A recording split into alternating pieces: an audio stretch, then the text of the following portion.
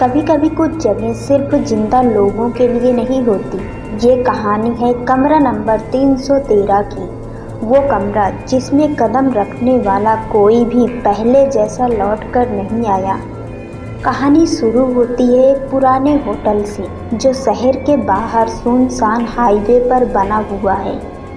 कहते हैं ये होटल अंग्रेजों के ज़माने का है और सालों से बंद पड़ा था, लेकिन कुछ साल पहले इसे फिर से खोला गया। होटल में हर कमरा बुक हो जाता, लेकिन एक ही कमरा हमेशा खाली रहता, रूम नंबर 313। मैनेजर कभी उस कमरे की चाबी नहीं देता और जब कोई पूछता कि ये खाली क्यों है, तो वो बस मुस्कुरा देता और बात टाल देता। कहानी का असली मोड़ आता है जब चार दोस्त अजय, सीमा, करण और निशा एक रोड ट्रिप पर निकलते हैं। रात काफ़ी हो चुकी थी, बारिश तेज हो रही थी और उन्हें रुकने की जगह चाहिए थी। वो उसी पुराने होटल में पहुंचते हैं। होटल लगभग खाली था, लेकिन अजय की नज़र सीधे कमरा नंबर 313 पर पड़ी। दीवार पर लगी चाबी अकेली टंगी थी और उस पर लिखा था, डो नॉट डिस्टर्ब 313। मैनेजर ने उन्हें दूसरे कमरे की चाबी दी, मगर अजय ने जिद की, हमें वही कमरा चाहिए, 313 वाला। बहुत मना करने के बाद मैनेजर ने कहा, ठीक है, लेकिन जो भी होगा उसकी जिम्मेदारी तुम्हारी होगी। चारों दोस्त हंसी मजाक करते हुए कमरे में घुसते हैं। पहली नज़र में कमरा बिल्कुल नॉर्मल लगता है, लेकिन एक अजीब सी ठंडक पूरे कमरे में फैली थी। दीवारों पर हल्के धब्बे थे, जैसे किसी ने खून पोंछा हो। आधी रात को अचानक निशा की नींद खुलती है।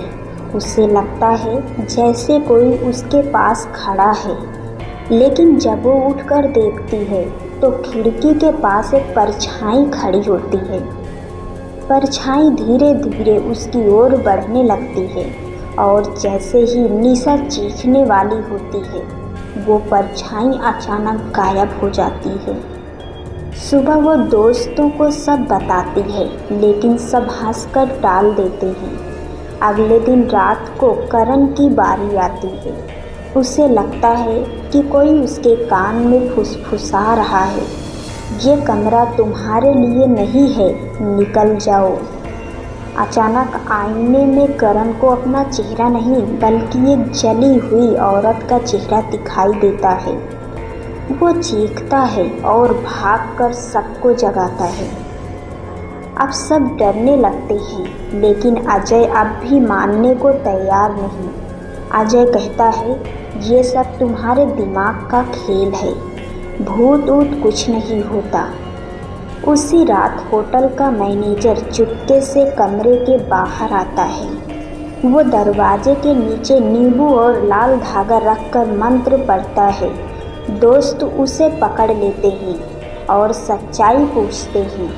मैनेजर कांपते हुए बताता है, सालों पहले इस कमरे में एक औरत ने खुदकुशी की थी, लेकिन वो अकेले नहीं मरी। उसने अपने पति और छोटे बच्चों को भी जला दिया। उनकी चीखें आज भी इस कमरे में गूंजती है।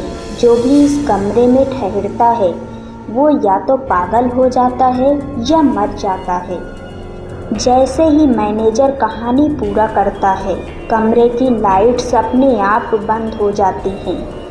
दरवाज़ा लॉक हो जाता है। अंदर एक एक करके चारों दोस्त डरावनी घटनाओं का शिकार होते हैं। सीमा देखती है कि बिस्तर पर खून से लथपथ बच्चा रेंग रहा है।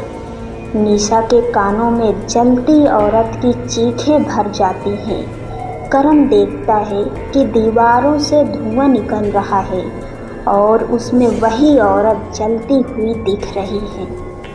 और आखिरकार अजय, जिसे सबसे कम यकीन था, उसके गले में अदृश्य हाथ कसने लगते हैं। वो चीखता है, बचाओ, और अचानक सब कुछ शांत हो जाता है। अगली सुबह होटल स्टाफ दरवाज़ा खोलता है। कमरे के अंदर सिर्फ एक ही इंसान मिलता है, अजय।